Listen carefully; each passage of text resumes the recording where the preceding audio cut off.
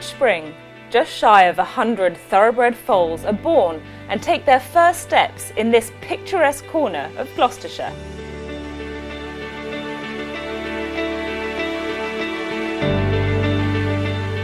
Tweenhills Farm, set in 750 acres of the finest English pasture, is home to Qatar racing stallions, as well as the majority of the operation's band of broodmares and young stock.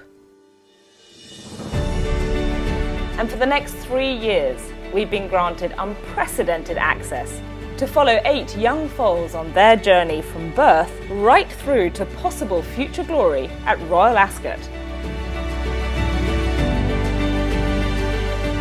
In this first episode, we'll hear from the team at Tweenhills, whose tireless work helps nurture future champions from the very moment they arrive in the world.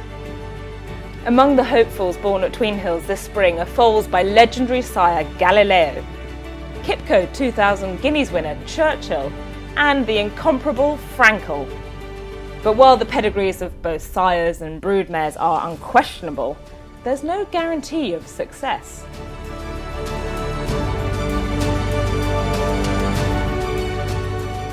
When we started this project, I couldn't tell you, I still can't tell you now, whether we will be following them right the way to the racecourse in Qatar's colours, whether we'll be going to the sales with some of them, and some, being living creatures, might not make the racecourse at all, who knows.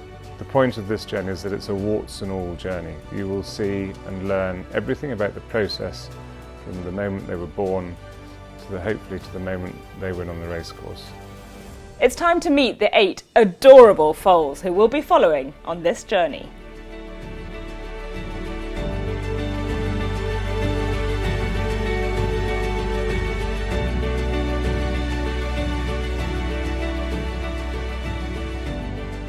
Well, probably one of the star foals of the year is the Frankel colt out of Simple Verse. We sent Simple Verse to Frankel because we needed a stallion that would put a bit of speed into her, because as we know she was a St Leger winner and a 1.5 mile winner, and I have to say at the moment we couldn't be happier. That foal has all the class in the world and would be the envy of any stud.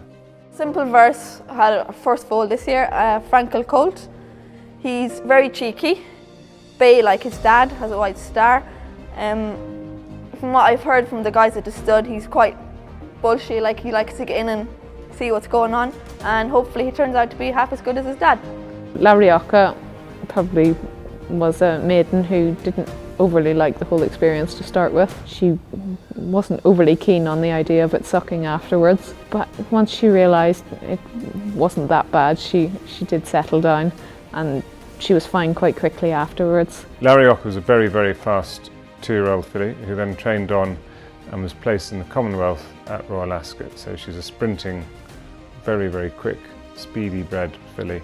And we decided we would go speed to speed and send her to Dark Angel in Ireland. And I'm delighted to say that this first foal out of her has lots of quality. And very often we'll do that with a maiden mare or a young mare. We'll send her to a proven stallion because we want at least one of the combination to be proven as a broodmare or as a stallion, as a producer.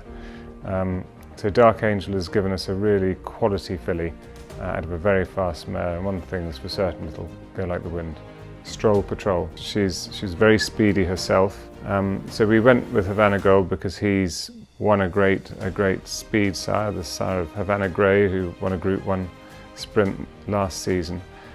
So we bred speed to speed. This is probably the fastest looking foal we have on the farm, who's got the most amazing strength and size and looks like an absolute rocket. Windfire had a lovely Churchill filly, one of our biggest fillies born so far this year. She's quite smart, quite strong like her mum, and hopefully she turns out to be very good. Windfire was quite quick to get on with it. She'd done it all before, so it was quite natural to her. We bought Wekeela for a fortune of money as a Group 1 placed filly who was a Group 3 winner, and we sent her to Dubawi because we wanted the ultimate proven stallion, and Dubawi is obviously as exciting as it gets. And our first foal has got loads of his quality, loads of his strength. It is a bit of a first foal, so we're hoping that he's going to grow. Lightning Pearl is an absolute favourite of all of ours because she was Shapefad's first Group 1 winner, winning the Chieveley Park. In Japan, she's produced a beautiful deep impact already, which we sold for an absolute fortune. But we brought her back with the deep impact insider that has been born here. And deep impact is one of the most valuable stallions in the world and probably one of the 3 best stallions in the world. Lots of quality, a very quality filly that we would hope will stay a mile and hopefully can go one better than her mother and win a classic. Her foal-in was really quite quick. We were sort of starting to wonder whether she was or whether she wasn't foaling because she wasn't showing that many signs. And then all of a sudden there was movement and we had to jump into action quite quickly. One of the most exciting brood mares on the planet is Just the Judge.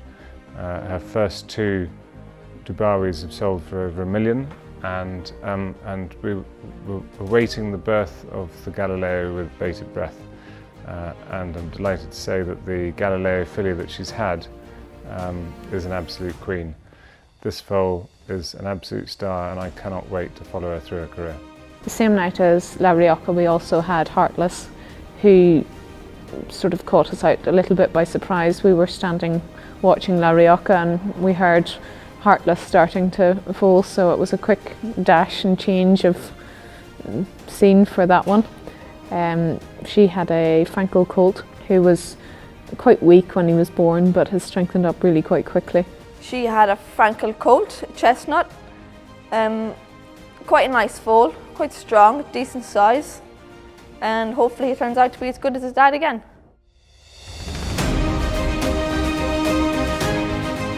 This is very much the beginning of an exciting journey for these young foals, and who knows, maybe one day one of these colts and fillies will be a winner at Royal Ascot.